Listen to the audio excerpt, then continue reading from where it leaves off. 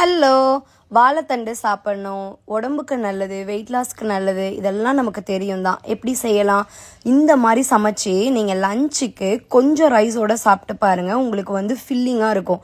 இந்த வாழைத்தண்டை வாங்கி அதோட தேவையில்லாத பேஜஸ் எல்லாம் கிழிச்சிட்டு பேலன்ஸ் இருக்கிற நல்ல அந்த போர்ஷனை மட்டும் எடுத்து இந்த மாதிரி ரவுண்டாக கட் பண்ணிக்கிட்டு ஒரு ரவுண்டையும் இன்னொரு ரவுண்டையும் நீங்கள் ரிலீஸ் பண்ணும்போது இந்த நாரை சுற்றி எடுத்தீங்கன்னா ஒரு 60% நார் இதுலேயே வந்துடும். அப்புறம் கட் பண்ணி ஒரு தண்ணியில் போட்டுட்டு ஒரு குச்சி, நான் இந்த பணியாரம்லாம் எடுப்போம்ல அந்த குச்சி வச்சு சுற்றுனே வச்சுக்கோங்களேன், அதில் இருக்கிற பேலன்ஸ் நாரும் வந்துடும். கிட்டத்தட்ட 80% நார் வந்துடும் இதுலேயே.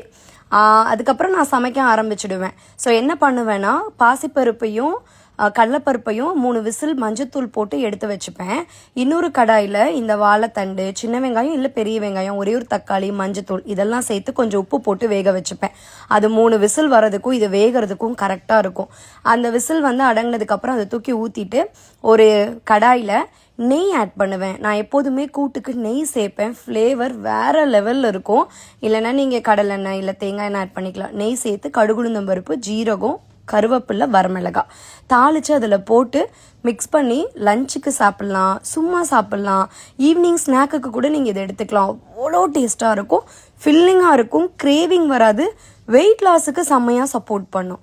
இந்த மாதிரி சாப்பிட்டு பாருங்கள். இந்த மாதிரி நிறைய ஹெல்த்தி டிஷ்ஷஸ்க்கு follow my channel. Thank you for வாட்சிங். கமெண்ட் பண்ணுங்கள்.